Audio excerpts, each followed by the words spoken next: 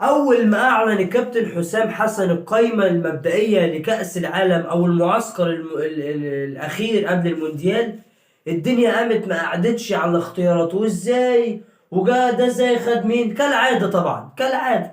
أنا مش عاوز أطول عليكم في المقدمة يا حبايبي، يلا نبدأ الحلقة مع بعض. السلام عليكم ورحمة الله وبركاته. برحب بكل متابعيني وعشاق الساحرة المستديرة في كل مكان. يا رب دايما تكونوا في أحسن حال. قبل ما نبدأ طبعا حلقتنا مع بعض يا حبايب يوسف، ما تنساش طبعا اللايك والفولو، دعم من أخوك حبيبك يوسف عشان يوصلك كل جديد.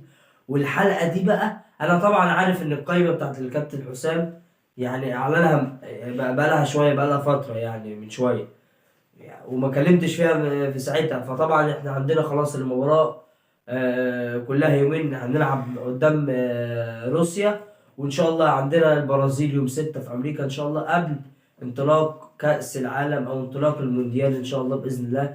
والبطولة المنتظرة لكل عشاق الكرة على مستوى العالم. طبعا القايمة أو أذكر حضراتكم بقايمة منتخبنا الوطني اللي أعلنها كابتن حسام حسن استعدادا لخوض نهائيات كأس العالم المقامة في أمريكا وكندا والمكسيك. ضمت القائمة الحالية 27 لاعب، على أن يتم استبعاد لاعب واحد لتصبح القائمة النهائية مكونة من 26 لاعب بعد خوض ودية روسيا. يعني بعد إن شاء الله ما نلعب مباراة روسيا هيتم استبعاد لاعب، لأن هي قائمة تبقى 26 لاعب بس يعني. وجاءت القائمة كالتالي: في حراسة المرمى محمد الشناوي، مصطفى شوبير، والمهدي سليمان، ومحمد علاء. في خط الدفاع محمد عبد المنعم، رامي ربيعة، ياسر إبراهيم، حسام عبد المجيد، محمد هاني، طارق علاء، أحمد فتوح، كريم حافظ، وحمدي فتحي. في خط الوسط مروان عطية، إمام عاشور، دونجا، مهند لاشين، محمود صابر. في الأجنحة الجزء الهجومي اللي هو الأطراف الأجنحة محمد صلاح، تريزيجيه، أحمد سيد زيزو، إبراهيم عادل، مصطفى زيكو، هيثم حسن.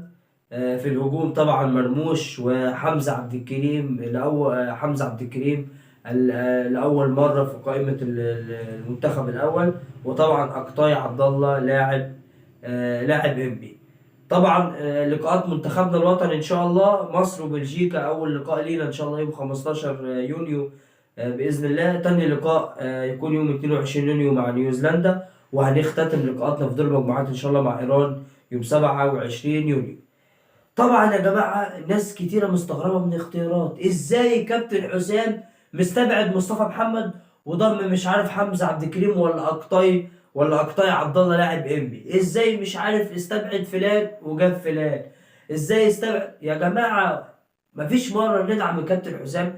انا عارف ان هي قايمه جدليه شويه، وعارف ان في بعض العناصر كانت لازم تبقى موجوده، زي حسين الشحات، زي احمد الشناوي حارس مرمى بيراميدز، زي في عناصر كتيره جدا كانت ممكن تبقى تستحق ان هي تاخد فرصه في المنتخب، على الاقل تظهر في المباراتين الوديتين امام روسيا وامام البرازيل. لكن ناس كتيره مستغربه بالذات على استبعاد حسين الشحات، واكتر جدل على مصطفى محمد. وازاي مستبعد مصطفى محمد وعلى فكره استبعاده فني. ناس كتير قالوا مصطفى محمد ان هو اصابه ومش عارف ايه، لا استبعاد فني يا جماعه. يعني لو بصينا على القايمه، لو بصينا على الجزء الهجومي، طبعا يعني ابراهيم عادل، طبعا زيكو. ناس كتير مستغربه زيكو، انت جايب مصطفى زيكو بتاع انبي، طب فين زلاكا؟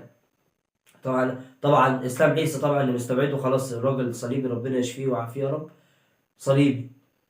عشان كده الراجل فجاب يعتبر جايب مصطفى زيكو مكانه. طب يعني مصطفى زيكو احسن من حسين الشحات مثلا؟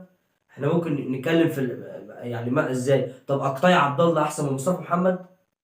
لا مش ممكن. في حاجات، في نقط طبعا يعني لازم طبعا الانتقاد في كرة القدم وارد، لازم الانتقاد في كرة القدم ده عمره ما هينتهي، عمره ما هيخلص. احنا طبعا في الاول وفي الاخر كلنا داعمين لكابتن حسام، وجايز اللعيبه دي تظهر حاجه غير الحاجه اللي احنا شفناها. زي ما نفتكر قبل كده في كاس الافريقيه 2010، اما كابتن حسن شحاته ضم جده، وازاي جاب جده، وازاي مش عارف ايه، واستبعد ميدو، وجاب جده لاعب الاتحاد السكندري قبل ما يروح قبل ما ينتقل جده للاهلي ساعتها. ففي بعض العناصر طبعا يعني فيها لغط، وفيها في جدل، عامله جدل واسع في الشارع الرياضي المصري. فطبعا يعني في الاول وفي الاخر نتمنى التوفيق ان شاء الله باذن الله لكابتن حسام حسن، وكلنا داعمين باذن الله لمنتخبنا الوطني، ويقدم صوره طيبه وصوره مشرفه للكره المصريه والكره العربيه ان شاء الله باذن الله في كاس العالم. وكل امنياتنا الطيبه ايضا للمنتخبات العربيه ان شاء الله. وانتظرونا ان شاء الله باذن الله في لقاءات جديده، وكل سنه وانتم طيبين.